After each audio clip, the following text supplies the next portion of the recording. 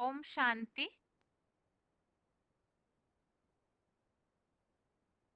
भगवत गीता श्लोक क्लास में आज के श्लोक टेस्ट के लिए श्लोक नंबर है 8वें अध्याय का 23वें श्लोक से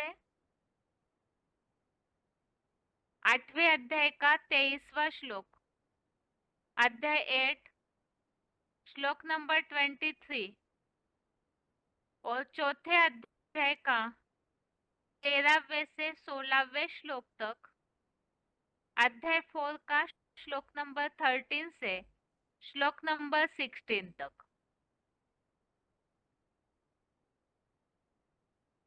और श्लोक टेस्ट के लिए पहला प्रश्न है,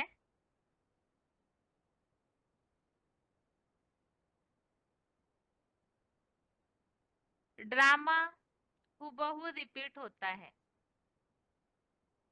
इसके लिए लागू होने वाला श्लोक।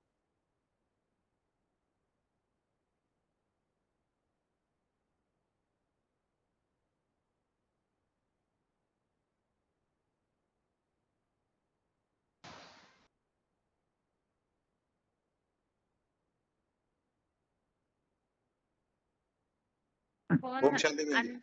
हाँ ओम शांति जी, बहन जी। ओम शांति। ये 823 में आया, यत्र काले त्वना वृत्तिमा वृत्तिं चैव योगिनः प्रयाता यान्ति तं कालं प्रवक्ष्यामि भरतर्षभ। कैसे? हाँ, ये ये ये विष्णु रूप भरतवंश श्रेष्ठ, जिस पंचमुखी ब्रह्मा के आदि उत्तरायण काल में प्रकृष्ट यात्री योगी जन दुखधाम नहीं आते, अथवा जो भी अद्वैतवादी देवता द्वापुर से आते भी है तो भी उस पुरुषोत्तम संगमी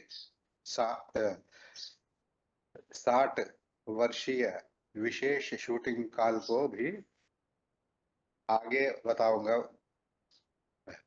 यहाँ सत्य त्रेतायुग को ब्रह्मा का दिन कहा जाता है। इस दोनों युगों में मनुष्य सुखी होते हैं, दुख का कोई नाम निशान नहीं होगा। और द्वापर कलयुग में ब्रह्मा की रात कहा जाता है। यहाँ इन युगों में पुनः जन्म लेने वाले सुख के साथ साथ दुख भी होते हैं। यह सुख और दुख का खेल संगम युग में ही निश्चित रूप से हर एक आत्मा में रिकॉर्ड हो जाता है। पुरुषोत्तम संगम में जो भी जितना पुरुषार्थ करेगा वह उतना सुख को प्राप्त करेगा। संपूर्ण ब्राह्मण ही संपूर्ण देवता बनेंगे। वही अतीन्द्रिय सुख के विष्णुलोकीय वैकुंठ को प्राप्त करते हैं। और जो पूरा 84 जन्म लेते हैं वो इन 84 जन्मों में 3/4 जन्म सुखी ही होंगे और 1/4 जन्म उन सुखी जन्मों में भेंट में नाम मात्र में होगा। प्राप्त किए पुण्य सब सत्युग से ही क्षीण होने लगता है। तब फिर द्वापर आने पर नारकीय मृत्युलोक में प्रवेश करते हैं, जहां से फिर पुनरपि जननम पुनरपि मरणम, यह चक्र फिरता ही रहता है। इसमें रेफरेंस श्लोक है, सुखस्यानंतरम दुखम दुखस्यानंतरम सुखम चक्रवर्तित प्रवर्तन्ते सुखानि च दुखानि च। गीता में भी है, तेतम भुक्त्वा स्वर्गलोकम विशालम क्षीणे पुण्ये मत्स्यलोकम विशन्ति एवं त्रयी धर्म अनुप्रपन्ना गतागतं कामकालभन्ते। और ये भी है, एवं प्रवर्तितं चक्रम नानुवर्तेति है। और दूसरा श्लोक है, मयाध्यक्षेण प्रकृति सूयते सचराचरम चेतनानेन कौन्तेय जगद्वि विपरिवर्तते। संगम युग में वो फिर से कलयुग से फिर सतयुग आता है। ठीक है। बाकी इस श्लोक में तो ऐसा स्पष्ट उल्लेख नहीं है 23वें श्लोक में, जिस तरह से ड्रामा हूबहू रिपीट होना, हाँ, इसके लिए जो स्पष्ट उल्लेख होना चाहिए। सारा चक्र तो सुख दुख का खेल है ना। हाँ जी, हाँ, लेकिन आपने जो 23वां श्लोक बताया ना, इसमें जो वाक्य आया है वो बताइए।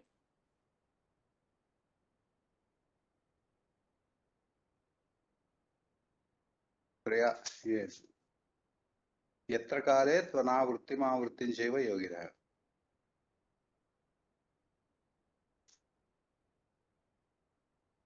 ठीक है, इसके अलावा आप देखिए चौथे अध्याय में ऐसा कोई श्लोक है जो ड्रामा के लिए लागू होने वाला है?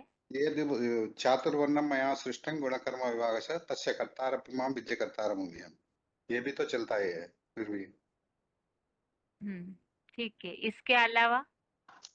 इसके इसके अलावा न मां कर्माणि लिम्पन्ति न मे कर्मफले स्पृहः इति मां यो अभिजानाति कर्म भिन्न च विद्यते।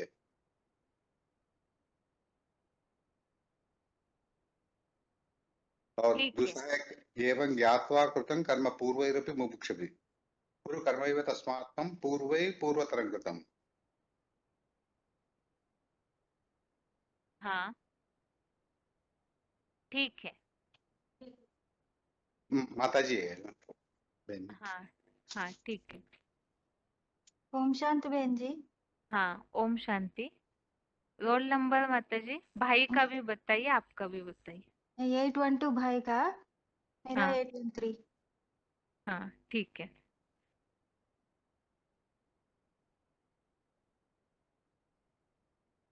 माता जी, आपके लिए प्रश्न है। जी। कर्मों की गति को कोई भी नहीं जानते हैं, इसके लिए हाँ, श्लोक।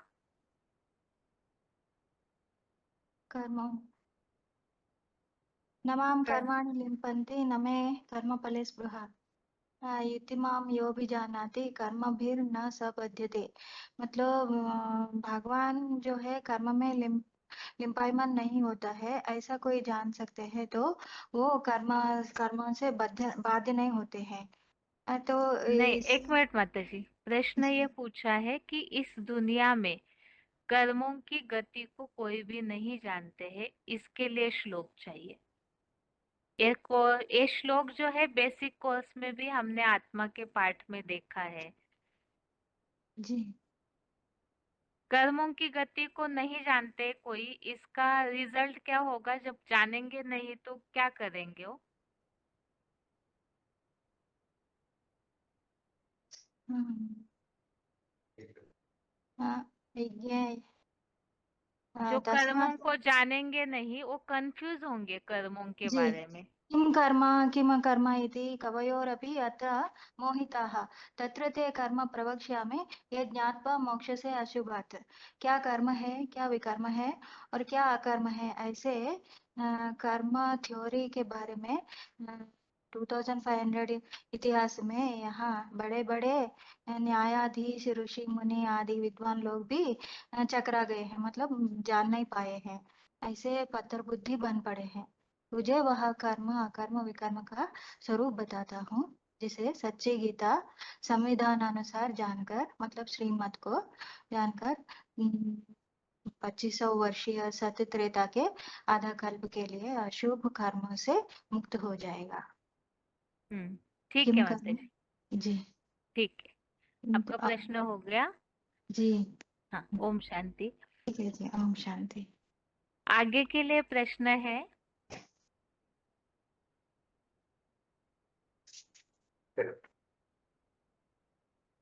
कर्मों में बंधायमान न होने के लिए लागू होने वाले श्लोक बताइए। कर्मों से बंधन मुक्त होने के लिए, कर्मों में न बंधने के लिए लागू होने वाले श्लोक।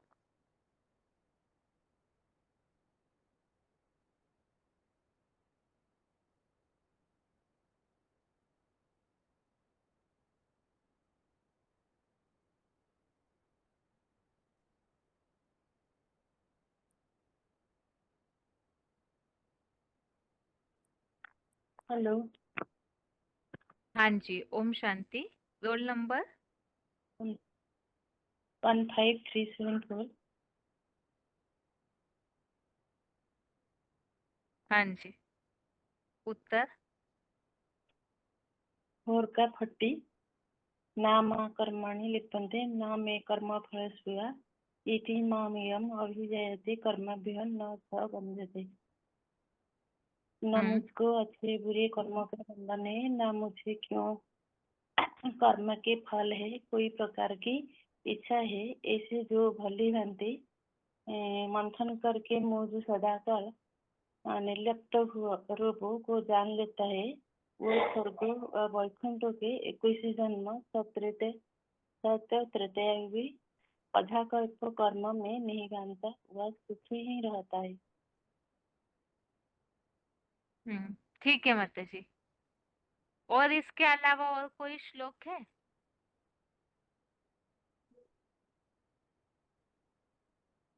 और तो और का भी 15 होगा। कैसे? सिर्फ कैसे टैली होता है वो बताइए, क्या बात आई है उसमें?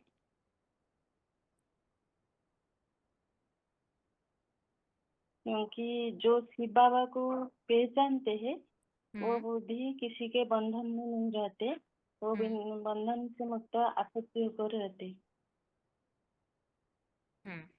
ठीक है माता जी। वही ठीक है माता परम जी। पद को प्राप्त कर। ठीक है।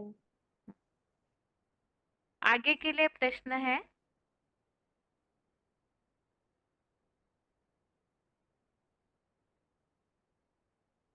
प्रश्न एक बार फिर से कि ड्रामा हूबहू रिपीट होता है, इसके लिए लागू होने वाला श्लोक।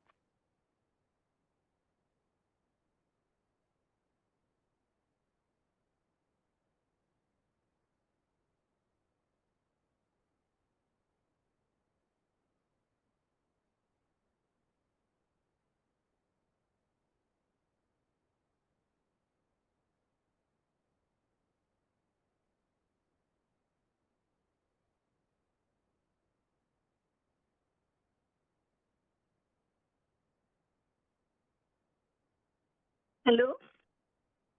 हाँ जी, ओम शांति। हेलो। हाँ, ओम शांति बहन जी। 2327 हाँ।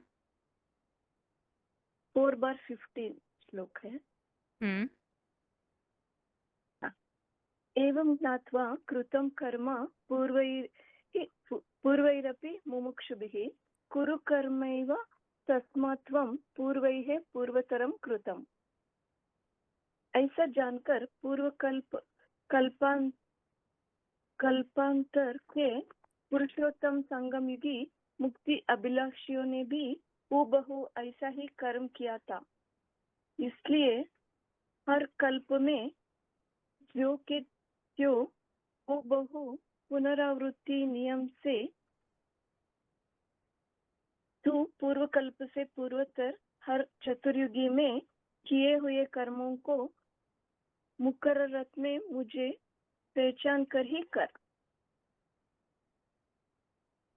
ठीक है माता जी। माता जी, दूसरा प्रश्न है आपके लिए। शिव और शंकर में अंतर बताने वाला श्लोक में कोई उल्लेख है?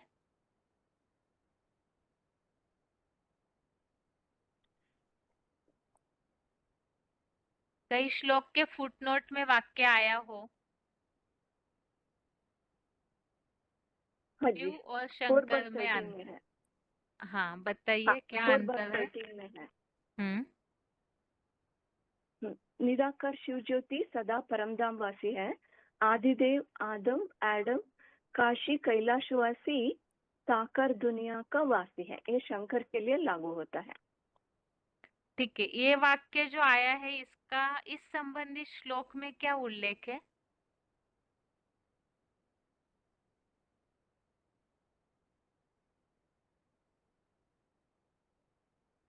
अव्यक्त मूर्ति। हाँ, मेरी श्रीमत से मेरे समान बने ज्योतिर्लिंग रूप अव्यक्त मूर्ति के कर्मों होने पर भी सदा शिव ज्योति अकर्ता अभोक्ता अगर्भा अजन्मा अनासक्त एवं निर्विकारी मुझ अक्षर अमोघ वीर्य को मूर्तिमान भोगी आत्मा महादेव शंकर समझ लेते हैं। मन कल्प चतुर्युगी पहले भी हर व्यक्ति के भावानुकूल मैंने पुरुषोत्तम संगम युग में हुए गुण कर्म के विभागानुसार नंबरवार 4 युगों को रचा था। उसका मेरी श्रीमत से मेरे समान मेरे ज्योतिर्लिंग रूप अव्यक्त मूर्ति के कर्ता होने पर भी सदा शिव ज्योति अकर्ता अभोक्ता अगर्भा अजन्मा अनासक्त एवं निर्विकारी मुझ अक्षर अमोघ वीर्य को मूर्तिमान भोगी आत्मा महादेव शंकर समझ लेते हैं। मन 4/13 में चातुर्वर्ण्यम मया सृष्टम गुणकर्म विभागशः तस्य कर्तारमपि मां विद्धि कर्तारम अव्ययम। इस ठीक है श्लोक माता में जी, आया। ठीक है माता जी, आपका प्रश्न हो गया। आगे के लिए प्रश्न है, हाँ ओम शांति। ओम शांति। आगे का प्रश्न है,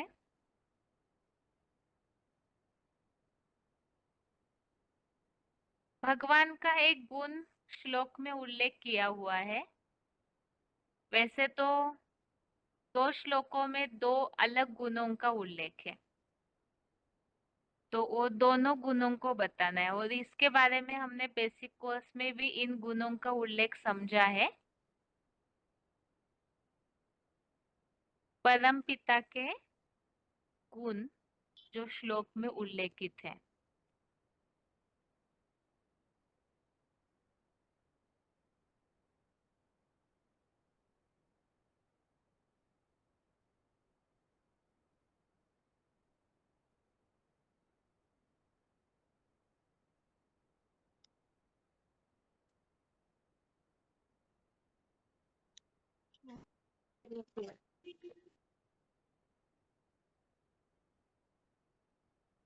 फोन अनम्यूट हुआ है किसी का?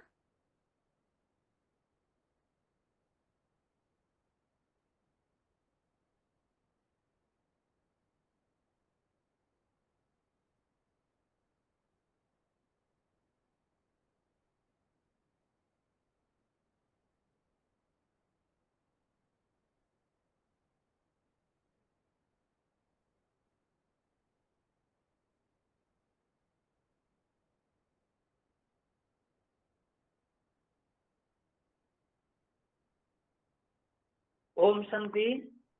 ओम शांति। रोल नंबर बताइए। 23,622 23622। हाँ जी, उत्तर? उत्तर है भगवान का जो परमपिता शिव का गुण है, एक में बताया है अकर्ता और अव्यय। अकर्ता में जो कर्म करते हुए भी उसको कर्म करता का अपने को नहीं कहा जाता है।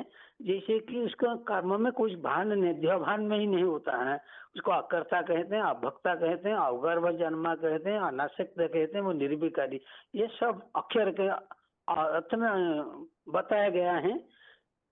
श्लोक नंबर 4 का 13 नंबर में चातुर्वर्ण मया सृष्टं गुण कर्म विभाग सह तस्य कर्तारम अपि मंग विधि अकर्तारम अव्यय। इसी अकर्ता और अव्यय का अर्थ में दिया गया परमात्मा का गुण। दूसरी बात है 4 अध्याय का 14 नंबर में नमा कर्माणि लिप्यन्ति नामे कर्म फले स्पृहा इति मंग जो अभिजानन्ति कर्म भी न सबध्यते।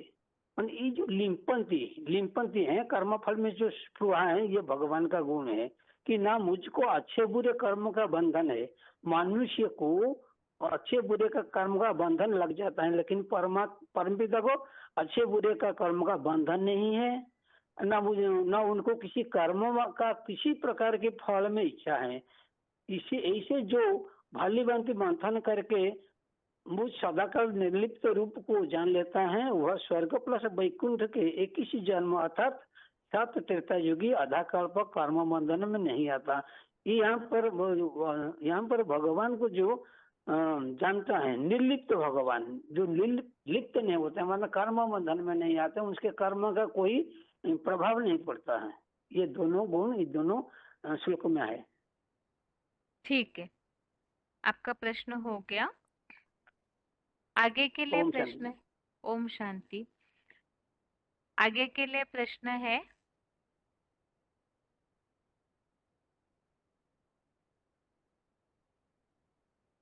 दुखधाम में कौन नहीं आते हैं? दुग्धाम में न आने वालों के लिए श्लोक में क्या उल्लेख आया है?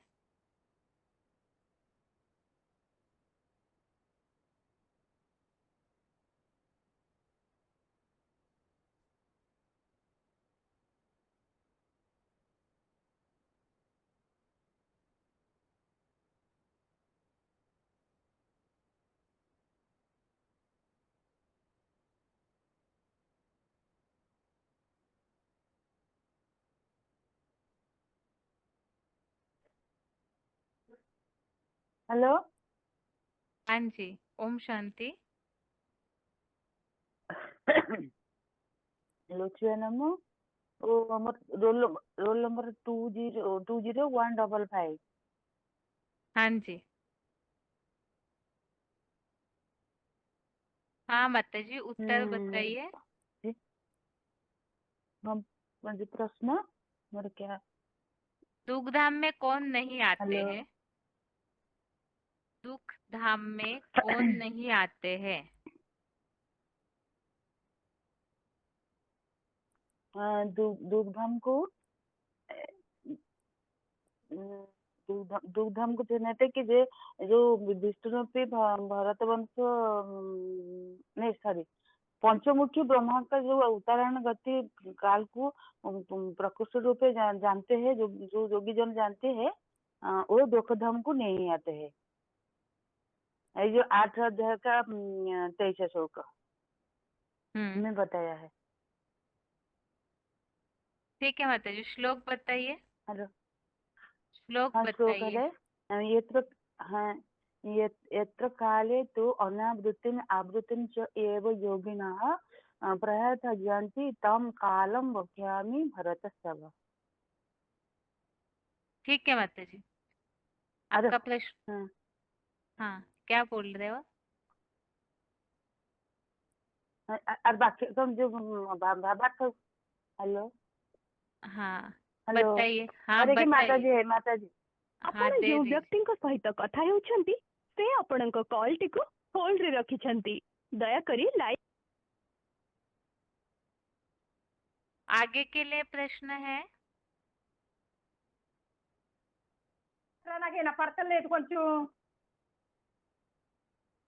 आगे के लिए प्रश्न है। जो 4 वर्णों की बात आई है, तो 4 वर्णों संबंधित हमने कुछ रेफरेंस श्लोक देखे थे। तो वो 4 वर्णों के लिए जो उल्लेख आया है, केवल वो भावार्थ में जो उल्लेख है वो बताना है कि 4 वर्णों की कौन सी विशेषता है, किस आधार से, किस कर्म से 4 वर्ण डिवाइड किए हैं या बटे गए हैं। तो जो रेफरेंस श्लोक हमने देखा था, यदि जिन्हें याद है तो उस आधार से बताना है 4 वर्ण कौन से हैं।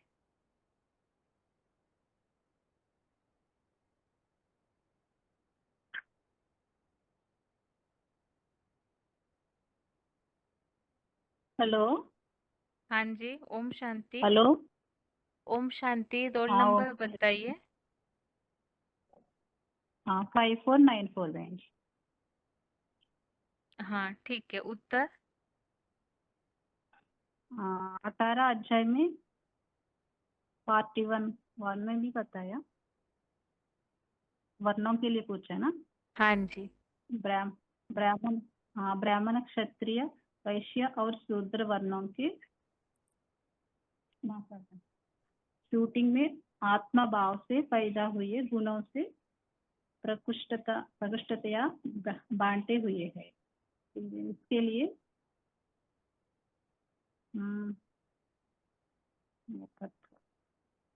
चुप्पी रूप मुखत्व इंद्रिय दमन आत्मस्मृति का तप शुद्धता शांति सरलता ज्ञान और योग ऐसे ही आस्तिकता ये सभी सत्वगुणी आत्मा भाव से उत्पन्न ऊर्ध्वमुखी ब्रह्मा के कर्म है। मैंने कर्म ब्रह्मोद्भव मैंने और एक श्लोक में है।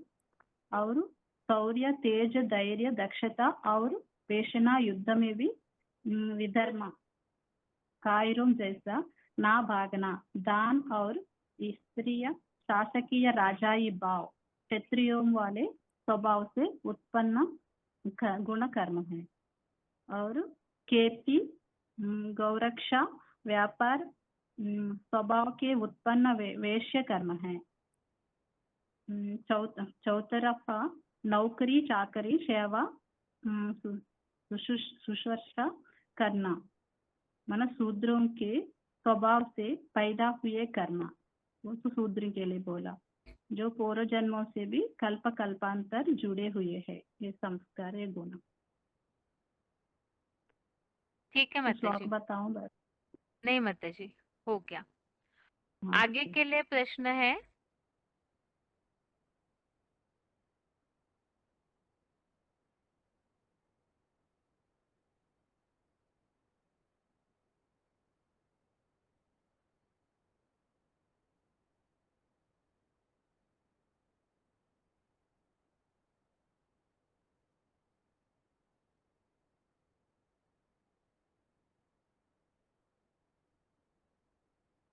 कर्मों के बारे में भगवान कौन सी बातें बताते हैं?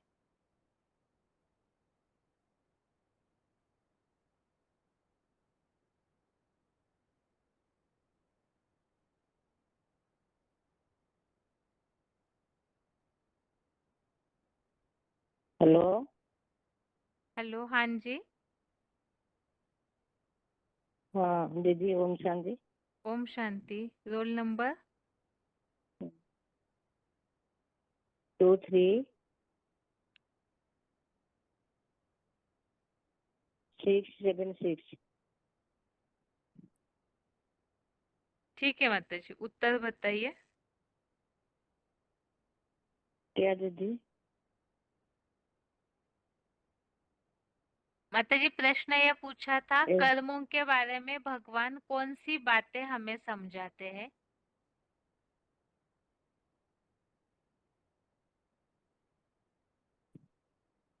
चार अध्याय 14 माम न माम कर्माणि लिप्तति न न से कर्म फलम स्पृहा इति माम यं अभिजानन्ति कर्मभिः न स बध्यते। अथय न कर्म अथय न मुझको इच्छा बुरे कर्म का बंधन है, न मुझे कर्म के फल में कोई प्रकार के इच्छा है। ऐसा जो भली भ्रांति मंथन करके मुझे सदा काल निर्लिप रूप को जान जाता है। यह स्वर्ग वैकुंठ के 21 जन्म सत त्रेता युगी आधा कल्प कर्म के नहीं बंधाता। यह सुख ही रहता है। ठीक है माता जी, और आपका प्रश्न हो गया। और 4 अध्याय 23 बताऊंगी। नहीं माता जी, हो गया। आगे के लिए प्रश्न है, शांति।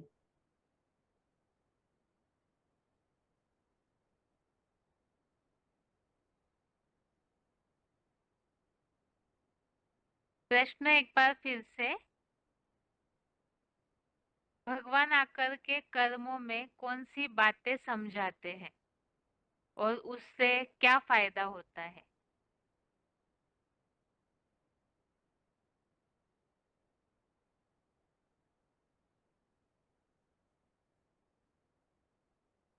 हेलो, ओम शांति। ओम शांति। Roll number roll number 26,916। हाँ जी, 26,914। हाँ जी। हाँ। भगवान कर्म के बारे में बताते हैं कि क्या कर्म है, क्या विकर्म है और क्या अकर्म है। ऐसी थ्योरी के बारे में 2500 के इतिहास में यहाँ बड़े बड़े जो न्यायाधीश, ऋषि मुनि आदि विद्वान लोग भी टकरा गए हैं, ऐसे पत्थर बुद्धि बन पड़े हैं। तो तुझे वह कर्म, अकर्म, विकर्म का स्वरूप बताता हूँ। जिससे सच्ची गीता संविधान अनुसार जानकर 2500 वर्षीय सतयुग त्रेता के आधा कल्प के लिए शुभ कर्मों से मुक्त हो जाएगा। ठीक है, श्लोक बताइए। जी श्लोक नंबर है चौथे अध्याय का 16वां श्लोक। किम कर्मं किम अकर्म इति कवय अपि अत्र मोहिता ततः ते कर्म प्रवक्ष्यामि यथा ज्ञात्वा मोक्षसे अशुभात्। ठीक है, दूसरा प्रश्न है आपके लिए। जो 4 वर्णों की रचना हुई है वो किस आधार से हुई है? 4 वर्ण जो बटे गए हैं उसका मूल आधार क्या है? उसका मूल आधार है दीदी गुण कर्म के आधार से वो 4 कर्म का विभाग हुआ है, बटे गए ठीक हैं। है, ठीक है। श्लोक में जो इसके लिए शब्द आया है वो बताइए। चातुर्वर्ण्यम मया सृष्टम गुण कर्म विभागशः। ठीक है, आपका प्रश्न हो गया। आगे के लिए प्रश्न है,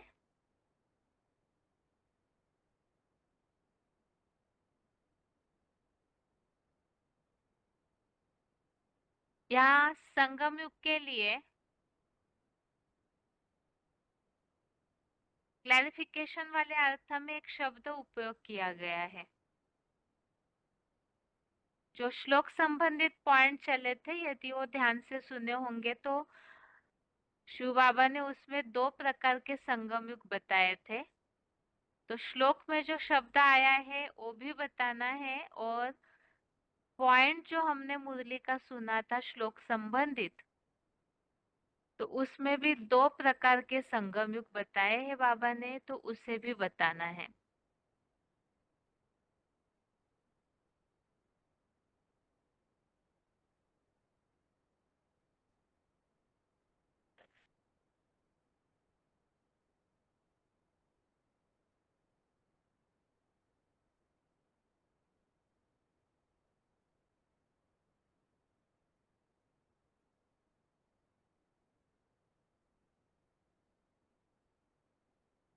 फोन अनम्यूट हुआ है किसी का?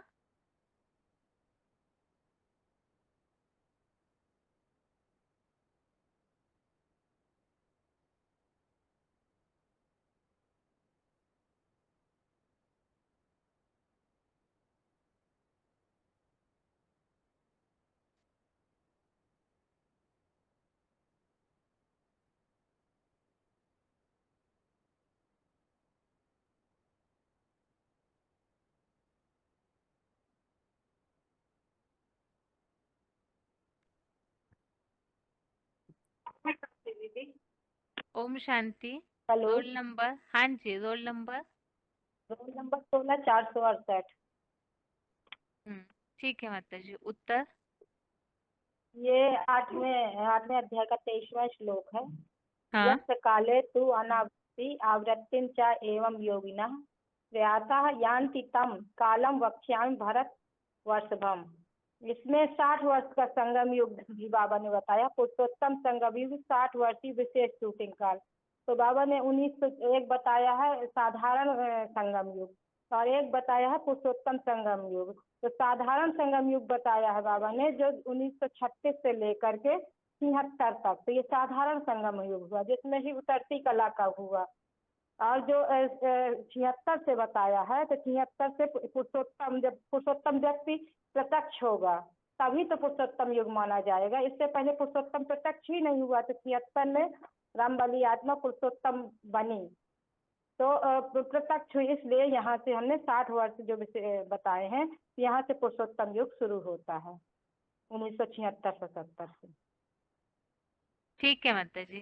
तो साधारण संगम पुरुषोत्तम संगम युग। ठीक ठीक है है दीदी। माता, हाँ हाँ बिल्कुल ठीक है माता जी। आगे के लिए प्रश्न है। ठीक है दीदी, ओम शांति। हाँ, ओम शांति।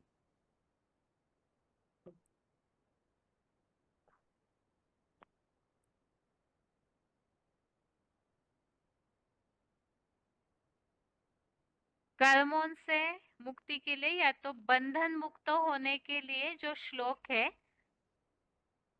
आज के टेस्ट में जितने भी श्लोक है वो सारे श्लोक बताने हैं कि किस श्लोक में किस प्रकार का उल्लेख आया है बंधन मुक्त होने के लिए। जो भी भगवान ने तरीके बताए हैं बंधन से मुक्त होने के लिए, तो आज के टेस्ट में जितने भी श्लोक है वो बताने हैं सारे ही कि किसमें क्या उपाय बताया है कर्मों से बंधन मुक्त होने का।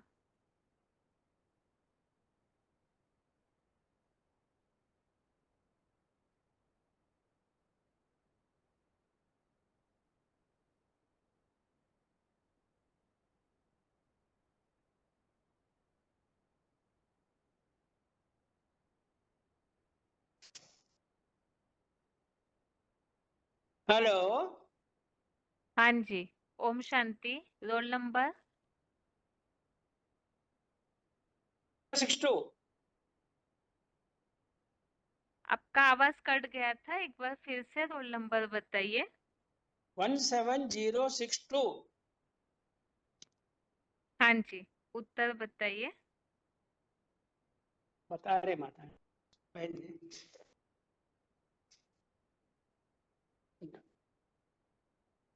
ये 4/14 श्लोक बहन जी। हाँ जी। हाँ, कर्मों का बंधन है वो ना मुझे कर्मों के फल में कोई प्रकार की इच्छा है। ये 4/14 का आंसर है। हाँ जी। और भी श्लोक होना बहन जी। हाँ, यहाँ प्रश्न ये पूछा है कर्मों से बंधन मुक्त होना। अच्छा अच्छा। जो भी आत्माएं है वो सब कर्मों से बंधन मुक्त कैसे हो, उसका जो रास्ता श्लोकों में बताया है वो सारे श्लोक बताने हैं। हाँ, 14 किसमें क्या उपाय बताया है। 4/14 में इच्छा है ऐसे जो भली भांति मंथन करके मुझ सदाकाल निर्लिप्त रूप को जान लेता है, वह स्वर्ग प्लस वैकुंठ के 21 जन्म सत त्रेता युगी आधा कल्प कर्मों में नहीं बांधता, वहां सुखी ही रहता है। ये श्लोक में ऐसा बताया गया है। ठीक है, और आगे आगे और 16 में अकर्म विकर्म का स्वरूप बताता हूँ, जिसे सच्ची गीता संविधान सार जानकर अशुभ से मुक्त हो जाएगा। सही है बहन जी या नहीं? हाँ ठीक है। और भी बताना। हाँ जी। हाँ बता रहे। ये आ, काल में प्रकृष्ट यात्री योगी जन दुखधाम नहीं आते, अथवा जो भी अद्वैतवादी देवगण द्वापर से भी है तो भी उस पुरुषोत्तम संगम युगी 60 वर्षीय विशेष शूटिंग कार को भी आगे ये लागू नहीं होता क्या बहन जी? हाँ, इसमें बताया है ना योगी जन दुखधाम में नहीं आते हैं, हाँ करेक्ट है करेक्ट है। अर्थात सुखधाम में जाते हैं। ठीक है, आगे और लेकिन और एक श्लोक पेंडिंग है। हाँ 4/13 चाहे 15 भी है। 15 तो बताया। 15 भी नहीं, 15 नहीं बताया। कर्म किया था इसलिए हर कल्प के जयों के ज्यों के त्यों हूबहू पुनरावृत्ति नियम से तू पूर्व से पूर्वतर हर चतुर्युगी में किए हुए कर्मों को मुकर्रर रथ में मुझे पहचान कर ही कर। करेक्ट है बहन जी? हाँ जी ठीक और है। तेरा भी बताना क्या? उसमें है नहीं तो उत्तर कैसे बताएंगे आप। अच्छा अच्छा। ठीक है। और ठीक है, आपका प्रश्न हो गया। हाँ आगे के लिए प्रश्न है 23वें श्लोक संबंधित जो हमने पॉइंट्स सुने थे, जो VCDs की क्लिप सुने थे, तो वो पॉइंट्स जिन्हें याद है श्लोक के किस बात के लिए मुरली में जो स्पष्टीकरण हमने सुना है तो वो बताना है।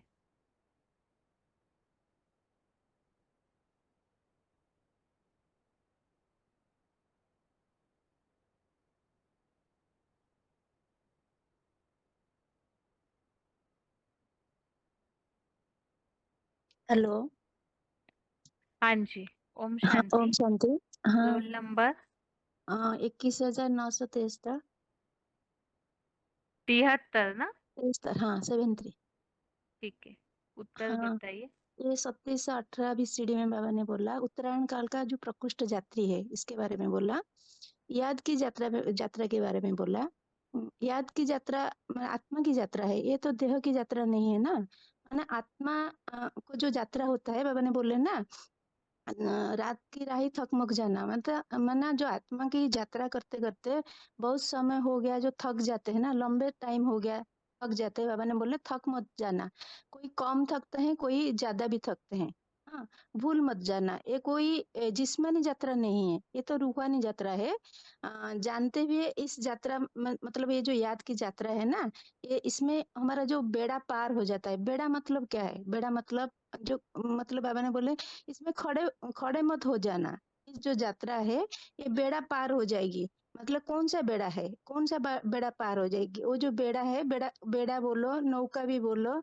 और कौन सा बेड़ा है जिसको बोलते हैं ना चंद्रकांत वेदांत, बोलते हैं ना, बड़े से बड़ा बेड़ा है चंद्रकांत वेदांत बेड़ा बोलते हैं। उस उस पर जो बैठ जाता है वो पार हो जाता है, इसलिए बोले। ठीक है हेलो। माता जी। हाँ जी। ठीक है, आज के टेस्ट में से कोई भी एक श्लोक बताइए। हाँ, ये बलात्कार का 13 है। चतुर्वर्ण महासृष्टम गुणकर्म विभागस्य तस्य कर्तार अपि माम विद्धि अकर्तारम अव्ययम्। हाँ जी, अर्थ। मतलब कल्प चतुर्युगी के पहले भी हर व्यक्ति के भावानुकूल मैंने पुरुषोत्तम संगम युग में ये गुण कर्म के विभाग से अनुसार नंबर बार 4 वर्णों के रचा था। उसका मेरे श्रीमत से मेरे समान बने ज्योतिर्लिंग रूप अव्यक्त मूर्ति के कर्ता होने पर भी सदाशिव ज्योति अकर्ता अभोक्ता अगर्भा जन्मा अनासक्त एवं निर्विकारी मुझ अक्षर अमोघ बीज को मूर्तिमान भोगी आत्मा महादेव शंकर समझ लेते हैं। फुटनोट जो दिया है ना, निराकार शिव ज्योति सदा परम धाम वासी है, लेकिन आदिदेव आदम आडम काशी कैलाशवासी साकारी दुनिया का जो वासी है, उसको उसको समझ लेते हैं। ठीक है माता वो जी। शंकर को। ठीक है। ठीक है, ओम ओम शांति। शांति। आगे के लिए प्रश्न है, प्रश्न यही है सेम। 23वें श्लोक संबंधित जो पॉइंट्स हमने सुने हैं, तो उसमें से एक पॉइंट तो अभी बताया है और बाकी जो 3 पॉइंट है वो बताने हैं।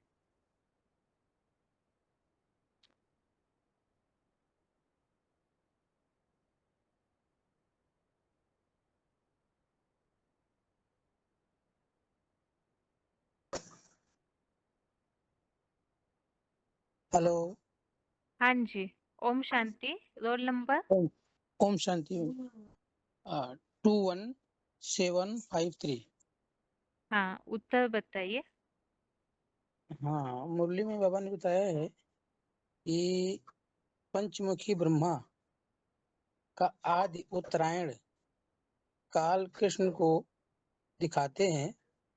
हाथ में गोला स्वर्ग लेकर आएगा और बाएं पांव से नरक को लात मार रहा है, ऐसा दिखाया गया है। कृष्ण को ऐसा बीके में दिखाते हैं, राइट हाथ में गोला हुआ स्वर्ग का और बाएं हाथ से नरक की दुनिया को लात मारता हुआ। बहन जी। हाँ ठीक है, आप शायद पूरा पॉइंट नोट नहीं किए हैं। जो हाँ, श्लोक में खास उल्लेखित बात है वो नहीं आई आपके पॉइंट में। अच्छा अच्छा। ठीक है, आप आज के टेस्ट में से कोई भी एक श्लोक बताइए। हाँ बहन जी। हाँ, 4 का 14। न माम कर्माणि लिम्पते न कर्म फले स्पृहा इति माम यह अभिजानाति कर्मभे नायस बाधते। बध्यते। हाँ, बधते। ना मुझको अच्छे बुरे कर्मों का बंधन है, ना मुझे कर्मों के फल में कोई प्रकार की इच्छा है। ऐसे जो भली भांति मंथन करके मुझ सदाकाल निर्लिप्त रूप को जान लेता है, वह स्वर्ग वैकुंठ के 21 जन्म सत्युग त्रेतायुगी आधा कल्प कर्मों में नहीं बनता, वही सुखी रहता है।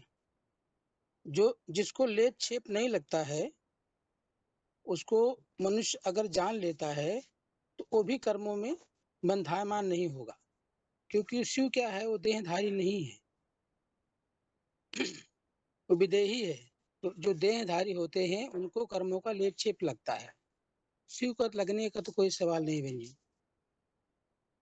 ठीक है, आपका प्रश्न हो गया। हाँ जी। आगे के लिए प्रश्न है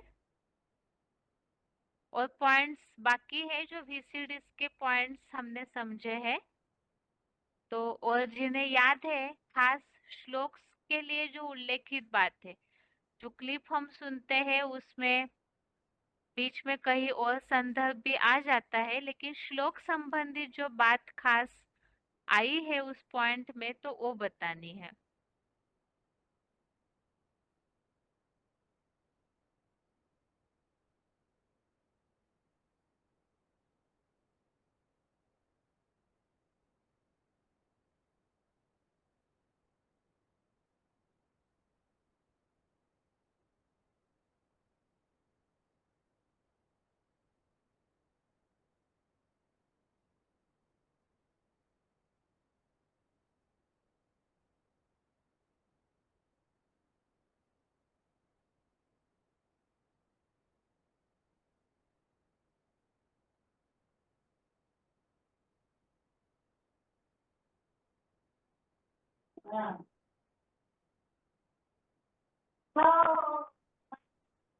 फोन अनम्यूट है किसी का?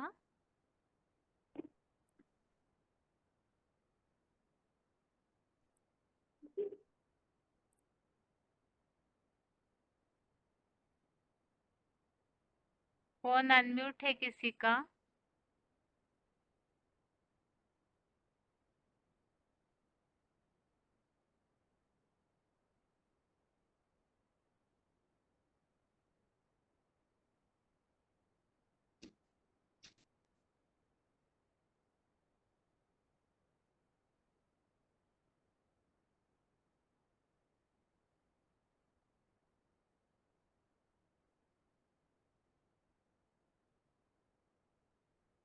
फोन रही जनक न बुझे।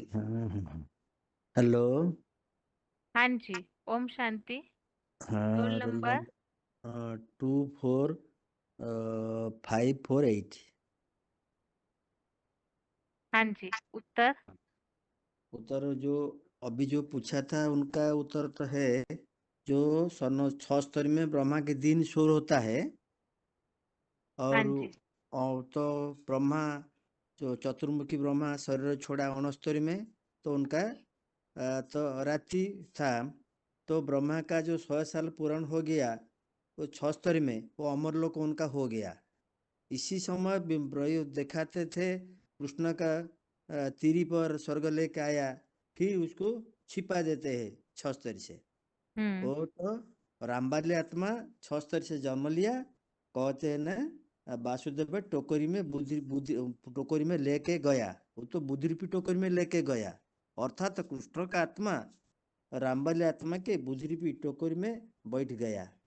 तो संगमजी कृष्ण पंचमुखी ब्रह्मा का 100 वर्ष रात गया हो, रात कट गया, तो उत्तरायण दिन आ गया। ये वाला एक है। और हाँ बोलेंगे? जी, हाँ बताइए। और तो वो तो भाई दूसरा का बोला था। तीसरा है 1969 जो VCD है, जो कृष्ण का रात्रि जोगी जन दुखधाम में नहीं आते, अथवा द्वापर के दुखधाम वाले भी वहाँ बाप दुखधाम में नहीं आते, तो बाप तुमको अमरलोक को ले जाते हैं, फिर से दुखधाम नहीं आते। तो घड़ी घड़ी निश्चय, घड़ी घड़ी अनिश्चय जो हो जाता है, फिर निश्चय अवधि पूरा बन जाते हैं। हाँ जी, और बोलेंगे? हाँ बताइए। 888। जो हाँ पुरुषोत्तम संगम युग 60 वर्ष के विशेष संगम युग शूटिंग काल। ये पुरुषोत्तम संगम युग तो है, साधारण संगम युग है 36 से 76 तक 40 वर्ष, और विशेष संगम युग है 60 से लग 2036 तक। वो दोनों तो ये वो जो पुरुषोत्तम संगम युग 60 से 36, इनमें से वो पुरुषोत्तम पाठधारी सब उतरते हैं। वो कलियुग मनुष्य ना सतयुग आदि देखे तो अब कलियुग अंत में पुरुषोत्तम जिसमें चढ़ती कला लगातार लगते हैं, वही सत्य संगम युग में सत्ययुग संगम में तो उत्तरी कला होते हैं। तो पुरुषोत्तम संगम अक्षर बहुत अच्छा है। 76 से लेकर 36 तक चढ़ती कला जो बच्चे पुरुषोत्तम रूप में पहचान होते हैं। ठीक है, जी ठीक है, आपका प्रश्न हो गया। जी। ओम शांति। ओम शांति। आगे के लिए प्रश्न है, आज के टेस्ट में जो श्लोक है उस आधार से जनरली सेवा के तौर पर या समस्या समाधान के लिए श्लोकों के अनुसार जो बात बता सकते हैं वो बतानी है। चौथे अध्याय का समस्या समाधान तो हमने समझा था, तो इसमें से कोई भी श्लोक के लिए समस्या भी बताइए और उसका क्या समाधान आप देंगे वो भी बताना है।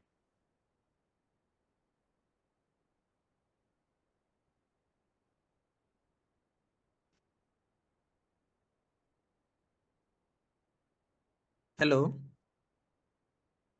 हेलो। हाँ जी। ओम शांति बहन जी। हाँ, ओम शांति। नंबर 8083।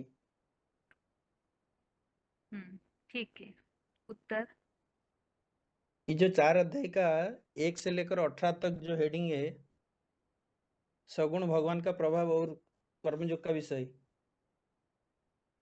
तो हाँ भगवान जी। जब निराकार सगुण रूप में आते हैं, शरीर धारण करते हैं, शरीर धारण करके जो साकारी आत्मा, जो देवानी आत्मा है, उनको कर्म का रास्ता दिखाते हैं कि भगवान शरीर में प्रवेश तो करता है, शरीर के द्वारा कर्म भी करता है, लेकिन आत्मस्मृति में रहने के नाते आत्माओं को आत्म स्थिति में स्थिर कराने के लिए जो कर्म करता है वो अलौकिक कर्म है। वही अलौकिक कर्म जो कि कर्म बंधन से छुड़ाएगा। इसलिए 4 का 14 में बोला, नामे कर्मणे लिम्पन्ति नामे कर्म फले स्पृहा इतिमं जब अभिजानाति कर्म भी न स बध्यते। भगवान कर्म तो करता है लेकिन कर्म में लिम्पन नहीं होता, मतलब कर्म का फल में उसका कोई भी प्रकार की इच्छा नहीं होता। तो इसी आत्माएं अगर आत्म स्थिति में स्थिर होके अनासक्त होकर कर्म करे तो वो कर्म अलौकिक कर्म हो जाता है, जो कर्म का बंधन नहीं होगा और वो आधा कल्प के लिए कर्म बंधन से मुक्त हो जाएगा। ऐसे 15 में भी बोला, हुबहू रिपीट, जैसे ड्रामा हुबहू रिपीट होता है ऐसे ही पूर्व कल्प में भी ऐसे ही कर्म सिखाया था, जिससे कि आत्माएं कर्म बंधन से मुक्त हो गए थे। इसलिए मुक्ति होने के लिए भी मुकर तन में भगवान को पहचानना पड़े, और पहचान कर अगर याद करेंगे, याद करते हुए अगर कर्म करेंगे, कर्म बंधन से मुक्त हो जाएंगे। और 16 में बोला कर्म क्या है, अकर्म क्या है, विकर्म क्या है, इसमें विद्वान पंडित भी चकरा जाते हैं। लेकिन भगवान आकर जो कर्म का गुह्यगति बताता है कि आत्म स्थिति में रहकर जो कर्म किया जाता है वो कर्म कहा जाता है, जिसका प्रतिफल स्वर्ग मिलता है। और आत्मस्मृति के साथ साथ परमात्मा की याद हो, जिससे कि कर्म विकर्म का जो पाप बुझा बना हुआ वो भस्म हो जाता है। तो कर्म का गति भगवान बताते हैं, जिससे कि हमको कर्म से मुक्त होने का रास्ता भी मिल जाता है। ठीक है, आपका प्रश्न हो गया। ओम शांति। ओम शांति। क्लास का टाइम पूरा होने जा रहा है, इसीलिए आज के टेस्ट में पूछे हुए प्रश्नों के उत्तर है। सबसे पहले है 8वें अध्याय का 23वां श्लोक।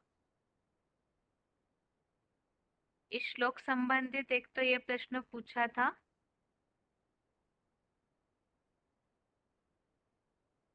दुग्धम में न आने वालों के बारे में दुग्धाम में कौन नहीं आते हैं?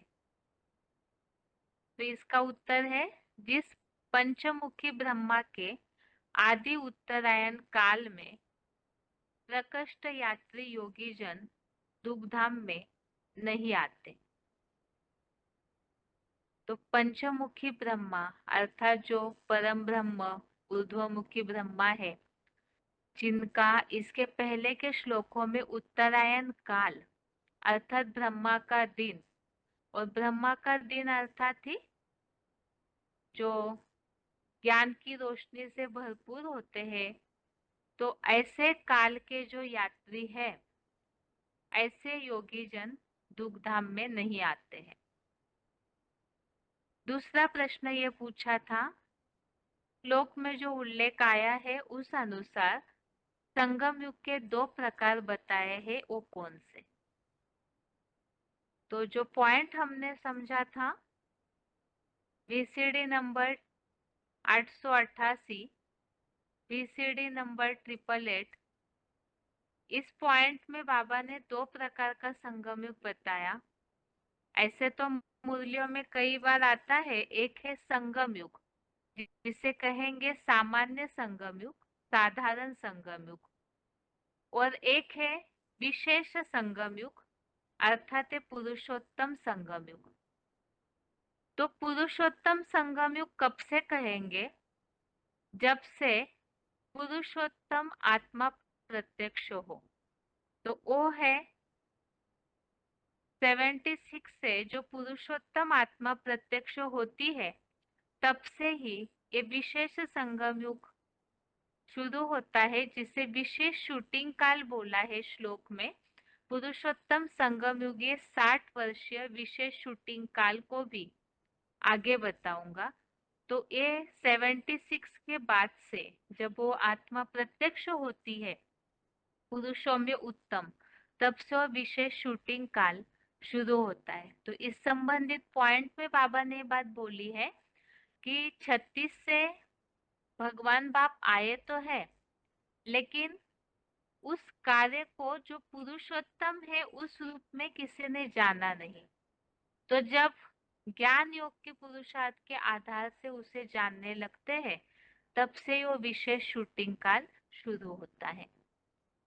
और इसके अलावा इस श्लोक संबंधित पॉइंट्स जो बताने बोला था, तो एक तो ये जो उल्लेख आया हुआ है पॉइंट में, पंचमुखी ब्रह्मा का आदि उत्तरायण काल। तो पॉइंट में विशेषकर पंचमुखी ब्रह्मा वो कैसे बने, इसके बारे में खास करके उल्लेख आया हुआ था, जो बताया कि अभी जैसे कि बताते समय बताया है पॉइंट में, जैसे कृष्ण वाली आत्मा जो है अर्थात दादा लेखराज ब्रह्मा, वो बुद्धि रूपी टोकरी में अर्थात वसुदेव की जो ज्ञान धन संपत्ति का दाता है, उनके बुद्धि रूपी टोकरी में उठाया है उन्होंने उस बच्चे को, और तब से लेकर के वो उस बुद्धि रूपी पेट में ही विराजमान होती है। और इसकी यादगार में शंकर के मस्तक पर अर्ध चंद्रमा दिखाया जाता है। तो यहाँ उल्लेख आई कि ये जो कृष्ण का बाप है अर्थात वसुदेव ज्ञान धन संपत्ति वाला, तो वो काली नदी पार करता है।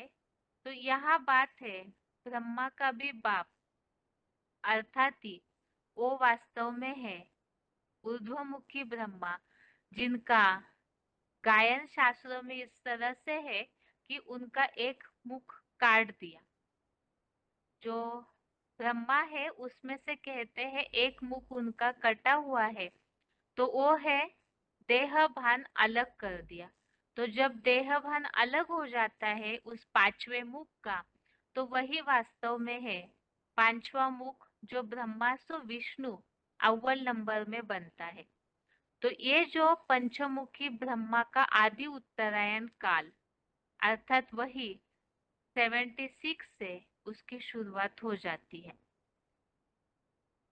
ये तो 23वें श्लोक संबंधित पॉइंट्स, और इसमें विशेषकर एक पॉइंट तो हमने इसके पहले कई बार के उल्लेखों में भी ये बात आई है जो प्रकृष्ट यात्री योगी जन दुखधाम में नहीं आते।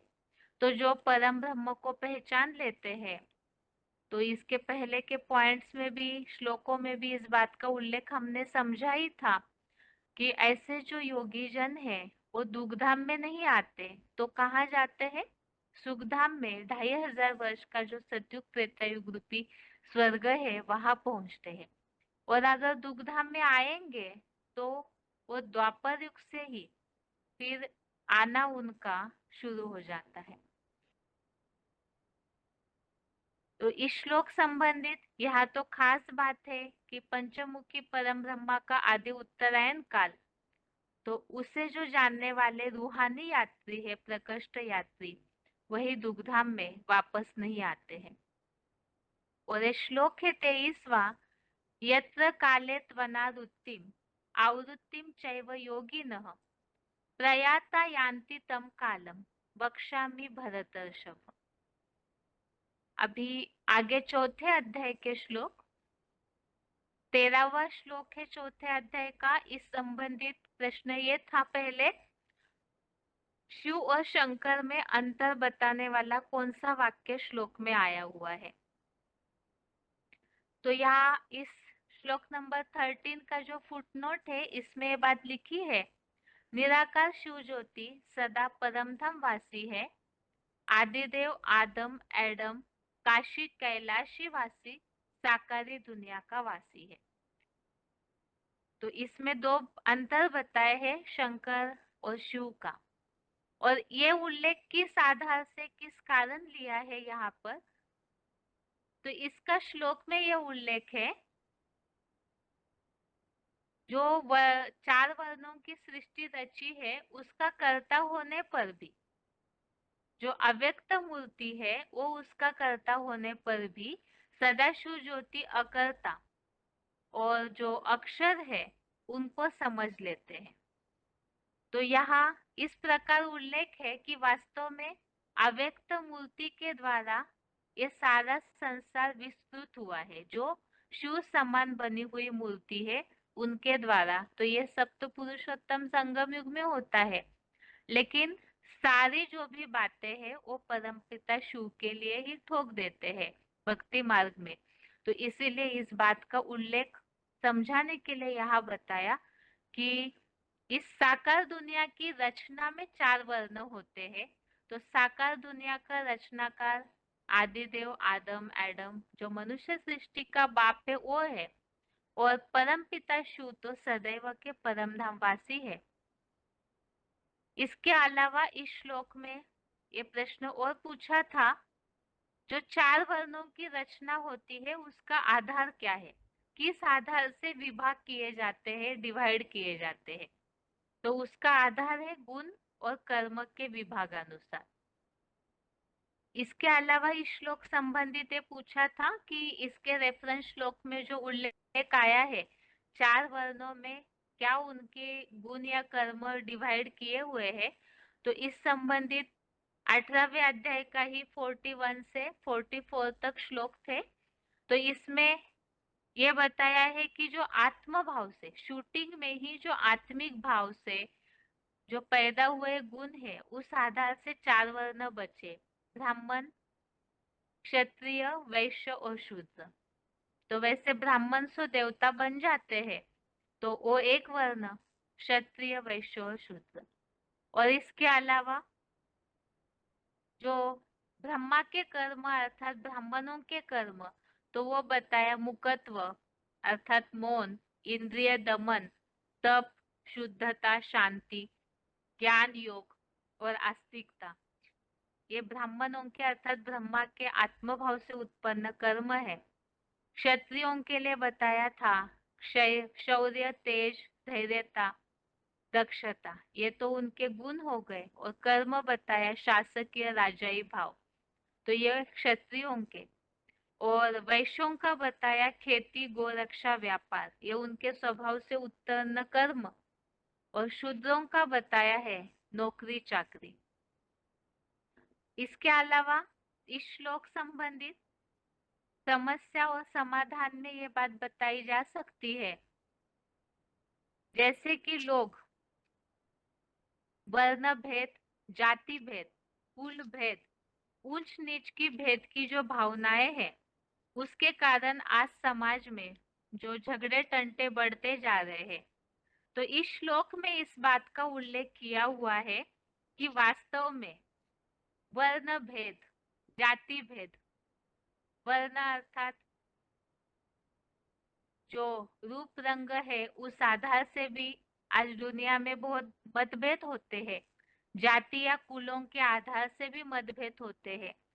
तो वास्तव में यहाँ पर तो गुण और संस्कार, इस आधार से 4 वर्णों को रचा था, लेकिन भगवान ने वास्तव में सभी के अपने कर्मों के अनुसार ही इसकी रचना हुई। भगवान ने तो केवल ज्ञान के आधार से उसका क्या पहचान है वो बताई है। तो इसीलिए ही मूल रूप में तो सब आत्मा है, शरीर धारण करते हैं तभी गुण कर्म के आधार से फिर उनके वो कर्म प्रत्यक्ष हो जाते हैं। तो इसीलिए ये वर्ण भेद या जाति भेद के नाम पर लड़ाई नहीं होनी चाहिए। ये बात आगे का 14वां श्लोक नंबर 14 है। इस संबंधित ये प्रश्न पूछा था कि भगवान के कौन सा गुण श्लोक में उल्लेखित है।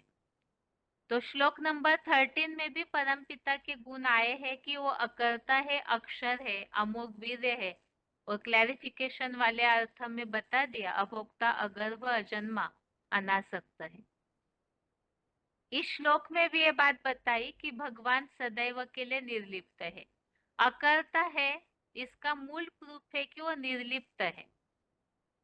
तो यहाँ पर ये जो बात बताई है कि भगवान को न कर्मों का बंधन है, न ही कर्म फल की कोई इच्छा है।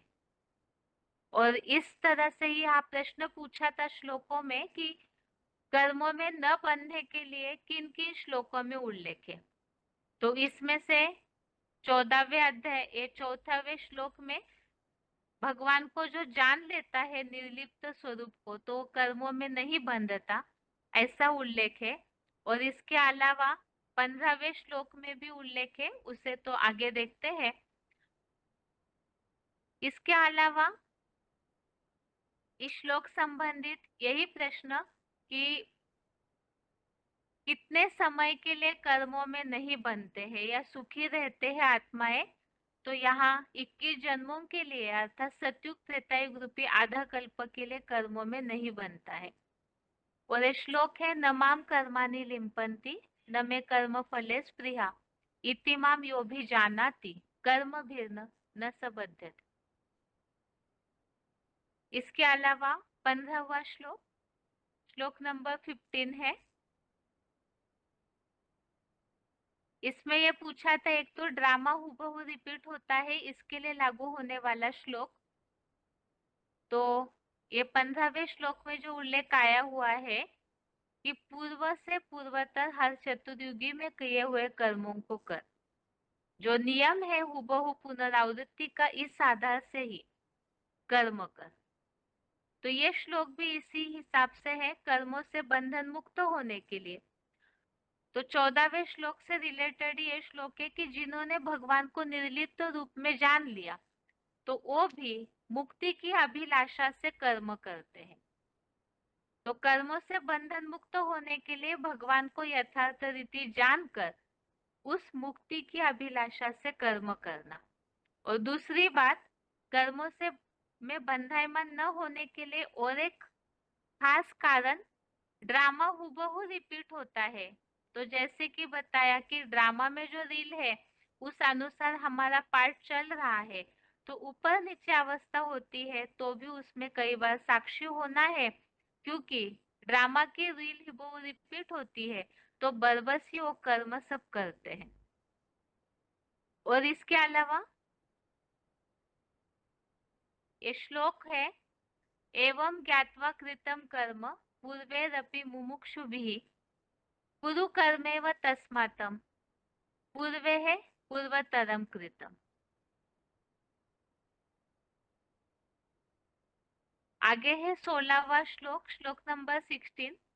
इस संबंधित प्रश्न पूछा था, यहाँ भी कर्मों से बंधन मुक्त होने का उपाय आया है। कि जो कर्म अकर्म विकर्म की गति भगवान बताते हैं, उसे जो जान लेता है वो अशुभ कर्मों से मुक्त हो जाता है। इसमें एक और प्रश्न पूछा था कि कर्मों की थ्योरी को कोई नहीं जानते हैं, ये कैसे पता चलेगा? उसके लिए श्लोक, तो ये श्लोक तो कई बार हमने बेसिक कोर्स में भी बहुत बार पढ़ा है। जो श्लोक में उल्लेख आया है, क्या कर्म है, क्या विकर्म है और क्या अकर्म है, ऐसे कर्म थ्योरी के बारे में 2500 वर्ष के इतिहास में यहाँ के बड़े बड़े न्यायाधीश, ऋषि मुनि आदि विद्वान लोग भी चकरा गए हैं। तो इसमें इस बात का उल्लेख है कि वो कर्म की थ्योरी को नहीं जानते हैं, तो इसीलिए ही चकरा जाते हैं। और आगे ये पूछा था कि भगवान कर्मों के बारे में कौन सी बात हमें सिखाते हैं, तो यही बात सिखाते हैं कि भगवान आकर के कर्म विकर्म और अकर्म का स्वरूप बताते हैं, और जिसे जानने के बाद अशुभ कर्मों से मुक्त हो जाते हैं। तो यहाँ पर जैसे कई लोग कर्मों की बातों के लिए लेकर हताश हो जाते हैं, अपसेट होकर डिप्रेशन में आना, डाउन हो जाना, ऐसे करते हैं, या तो कई उनको कर्मों के बारे में बहुत सारी उलझने रहती है। तो ये श्लोक जो उल्लेखित है, किम कर्म किम अकर्म इति कवयोप्यत्र मोहितः तत्ते कर्म प्रवक्ष्यामि यद् ज्ञात्वा मोक्ष से शुभात्। तो इस श्लोक में जो उल्लेख आया हुआ है, भगवान एक ही है जो कर्म अकर्म का स्वरूप बताते हैं। तो कर्मों की थ्योरी में न उलझकर या कर्मों के बारे में हताश न होकर, कई लोग डिप्रेशन में भी आ जाते हैं कर्म समझ न पाने के कारण, तो भगवान का पहचान कर, क्योंकि भगवान ही है जो कर्मों में लिंपायमान नहीं होते हैं। जो पहले 15वें श्लोक में हमने 14वें श्लोक में देखा, तो उस आधार से भगवान को पहचान करके जो कर्म करेंगे, तो मनुष्य तो कर्मों की गति का ज्ञान दे ही नहीं सकते, भगवान देते हैं। तो भगवान को पहचान करके जो कर्म करेंगे, उसके उनके रास्ते पर चलकर गीता संविधान अनुसार, तो वही ही बंधन मुक्त हो सकते हैं, हमेशा के लिए मुक्त हो सकते हैं। तो इस तरह से